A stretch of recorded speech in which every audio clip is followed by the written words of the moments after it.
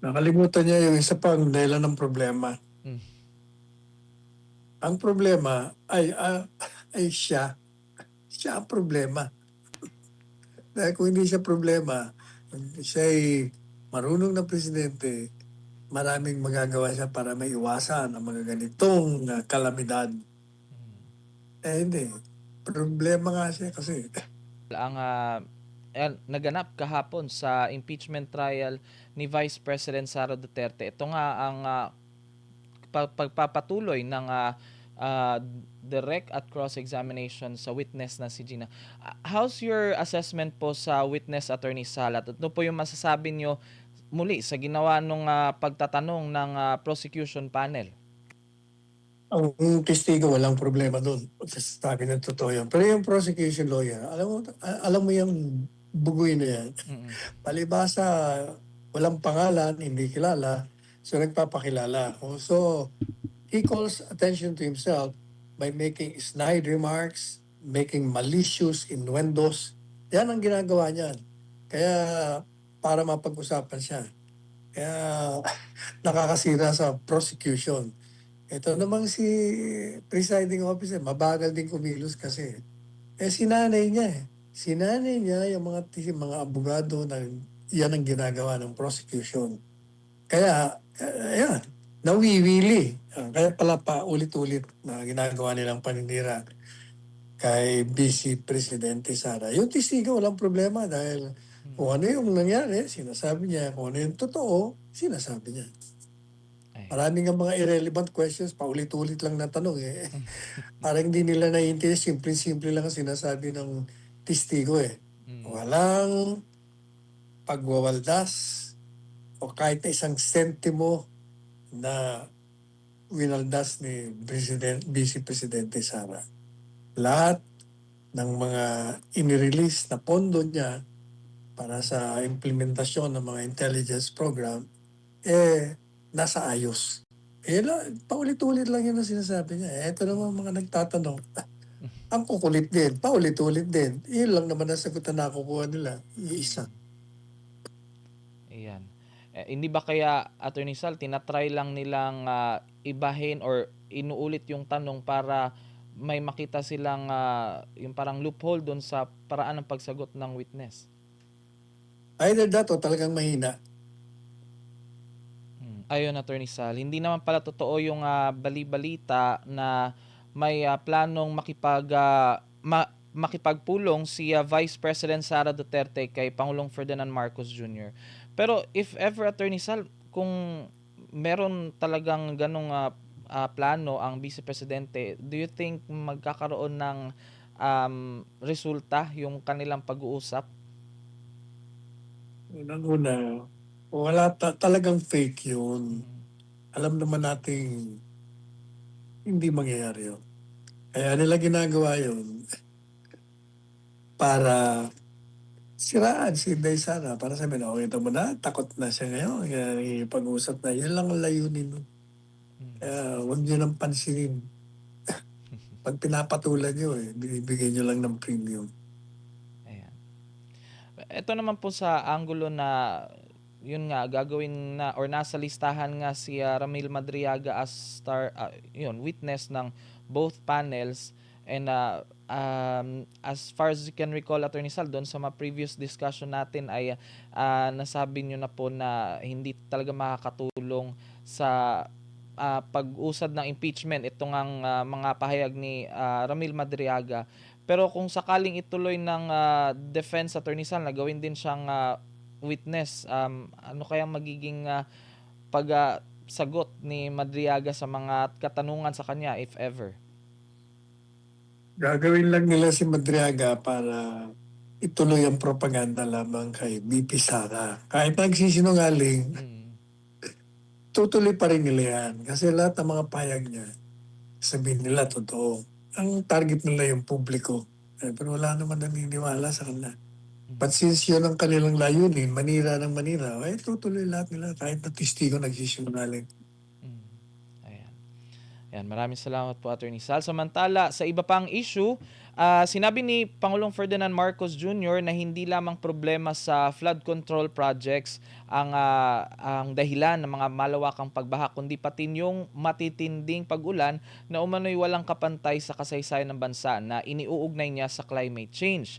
Kabilang sa mga pangmatagalang plano ng pamahalaan itong pagtatayo ng mga river dams sa Nueva Ecija at isang humigit kumulang 100 kilometrong dike na maaaring umabot hanggang Bataan. Samantala, mahigit 1 milyong katao ang naapektuhan ng habagat at ng mga bagyo sa Pampanga. Aabot naman sa 2.604 billion piso ang kinakailangan para ma-repair at maitayo muli itong nasa 1,600 at 600 paaralan na napinsala habang mahigit 9,500 classrooms naman yung naiulat na nasira. Dito po sa balitang ito, Attorney Sal, parang sinisisi or hindi parang tila sinisisi ni Pangulong Ferdinand Marcos Jr. itong mga pagbaha dahil nga sa pagbaha dahil sa matitinding pag-ulan na dulot ng climate change, Attorney Sal. Ano pong inyong komento dito? Nakalimutan niya yung isa pang dahilan ng problema. Mm. Ang problema ay siya. Siya ang problema. Dahil kung hindi siya problema, siya ay marunong na presidente, maraming magagawa siya para maiwasan ang mga ganitong kalamidad. Hindi. Problema nga siya kasi. Well, considering Attorney Sal na marami ang Pilipinas ay daanan talaga ng mga bagyo, lalo na ngayong mga panahon ng habagat season, at ngayon nga ay meron pang paparating or hindi paparating, nasa loob na ng PAR pero hindi pa siya nasa karagatan pa po, Attorney Sal. Samantala, tiniyak ng pamahalaan na poprotektahan ang nasa 6 na milyong Pilipinong nakaahon sa kahirapan upang hindi sila muling bumagsak sa poverty line. Ayon kay Executive Secretary Ralph Recto, paigtingin ng gobyerno ang mga programang naglalayong lumikha ng trabaho, mapataas ng kita at magpababa ng gastusin ng mga pamilya. Bata ito sa datos ng PSA, Attorney Sal, kung saan bumaba yung poverty incidence mula sa 15.5% noong 2023 sa 9.7% noong 2025. Gayunman, kinukwestiyon ng ilang ekonomista ang datos dahil umano sa paggamit ng lumang pamantayan sa pagsukat sa kahirapan. Sa hiwalay na survey ng SWS nito namang Hunyo, Attorney Sal, 49% nga ng mga pamilyang Pilipino ang nagsabing sila ay mahirap. So, with this, Attorney Sal, sapat ba ang programa ng pamahalaan ngayon sa ginagawa sa paglaban sa poverty, at hindi ba ito isang proactive o reactive na hakbang ng gobyerno? Kasi nga sa nalaman po natin ng mga datos sa Attorney Sal, maraming mga Pilipino talaga ang nagsasabing sila ay naghihirap ngayon compared noon mga panahon, Attorney. Yung mga yan, hindi pumupunta sa lugar ng mga naroon ng mga mahirap. Kaya hindi nila alam ang sitwasyon, ang aktual na sitwasyon. Pangalawa, kahit ano pang gawin mong programa dyan, hanggat hindi mo ginagamit ang national budget para sa edukasyon ng mga Pilipino, para sa kalusugan, at sa mga ilang pang mga kailangan upang may ahon mo ang ekonomiya ng bansa, walang mangyayari dyan. 1/3 of the national budget should be spent for free education to all Filipinos. Another 1/3 should be spent for the health. Libre dapat ang ospital, ang doktor, ang medisina ng lahat ng Pilipino. Yung 1/2 of the national budget, saka mo i-distribution sa infrastructure, yung mga basic services pang iba. Kung hindi, walang mangyayari sa atin. Tanggalin mo Kongreso, abolish Congress. We're spending so much millions only to be stolen by these corrupt politicians. Ayan. Samantala, Attorney Sal, sa iba pang issue, dako tayo sa DepEd dahil humiling ang Department of Education sa Kongreso ng hiwalay na pondo para sa school safety at learner protection. Kabilang yung mga security guards, CCTV, perimeter fences, metal detectors at school counselor associates. Ayon kay Education Secretary Sani Angara, hindi sapat yung kasalukuyang MOOE ng mga paaralan dahil nauubos ito sa utilities, sa instructional materials at iba pang pangunahing gastusin. Layunin ng hiwalay na budget line item na matiyak na may sapat at pantay na pondo para sa seguridad ng mga paaralan. So samantala, ipinagpaliban muna ng DepEd itong nationwide active shooting drills. Ito nga ay supposedly kahapon, Attorney Sal, pero ipinagpaliban nila matapos nga itong tutulan ng mga psychiatric groups dahil nga sa posibleng psychological trauma sa mga estudyante. Nakatakdang isagawa ang drills sa unang linggo ng Setyembre, Attorney Sal. Rescheduled nila yung naturang drill. Pagdating po sa budget naman po sa security ng mga paaralan, Attorney Sal, it's as same as important po sa budget na ilalaan sa kabuuan ng gobyerno sa mga education or sa edukasyon.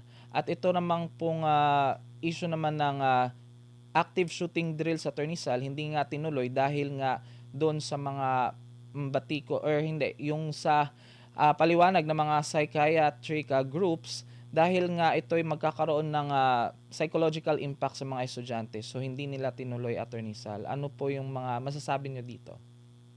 Yung mga programa nila yan, wala yan. Importante yung sinasabi ko, 1/3 ng national budget ilagay mo sa edukasyon. Yung pagdating sa security, hindi nila trabaho yan. Trabaho yan dapat ng mga security forces. Ayan. Sa iba naman pong issue, Attorney Sal, ito ay patungkol sa darating na barangay SK. Yes, Attorney. Yes. Okay. So hiniling naman ng COMELEC, Attorney Sal, sa Kongreso na makapagdesisyon na pagsapit ng ikalawang linggo ng Setyembre kung matutuloy nga ba itong Barangay at Sangguniang Kabataang Elections o BSKE ngayong November 2. Ayon kay COMELEC Chairman George Garcia, makatutulong ang maagang desisyon upang maiwasan ang kalituhan sa mga kandidato maghahain ng kanilang mga COEs or Certificate of Candidacies. Isinusulong naman sa Senado ang pagpapaliban nga nitong BSKE ngayong 2020 from this year papunta ng 2028 at pagpapalawig na 5 taon ng termino ng mga barangay at SK officials. Ngunit tinutulan ito ng ilang election watchdogs na nagsasabing maaari itong magdulot muli ng usapin sa constitutionality. Ano naman po inyong masasabi dito, Attorney Sal? Dapat ba talagang magbigay na ng pinal na desisyon ang pamahalaan na ituloy ang barangay at SK elections sa November or ipapagpaliban muli ito? Yung mga yan, kaya hindi concentrate yan dyan sa... May bill na, merong bill, panukalang batas na i-set na naman yan. But they're busy focusing their attention dito sa impeachment. Yan ang kanilang obsession. Kaya walang oras sila dyan sa mga pangangailangan ng bayan. Wala. Puro impeachment ang inatupag nila, puro paninira. At saka, kung maniniwala ka sa mga investigasyon nila, busy-busy na rin sa pagnanakaw ng pera ng bayan. Ano pong inyong mensahe ngayon, Attorney Sal, ngayong buwan ng wikang pambansa, itong buwan ng Agosto, at ito pang sinabi ni VP Sara na dapat ang wikang Filipino ay pahalagahan lalo na ngayon sa panahong ito na may artificial intelligence na at digital era? Dapat talaga tayong mga Pilipino, mahalin natin at gamitin natin ang wikang Pilipino. Pati sa mga interviews, huwag natin gamitin ang ating sariling dialect. Kung ikay Bicolano, gamitin mo pa yung Bicol, Bisaya, gagawin mo yung Bisaya, kung Ilocano. Pag pang-national, kailangan national. Ayan, maraming salamat po, Attorney Sal. Samantala, dito na po tayo sa mga mensahe ng ating mga kababayan. Ito, from Ashabab Suara. Yes, Napapansin ko sir. kasi, Pilipino nga tayo, pero pagdating sa mga mga interviews na ang audience mo national, eh, ginagamit pa rin natin yung mga dialect natin. Dapat Mm. yun, dun sa region mo, gamitin mo yun. Pero pag national ang audience mo, mag-Pilipino ka. Yes. Para yung mga nakikinig sa'yo, yung hindi masyadong marunong magsalita ng wika natin dahil yung dialect ang kanilang preference, masasanay at matututo. Kaya talaga palaging wikang Pilipino pag national ang audience.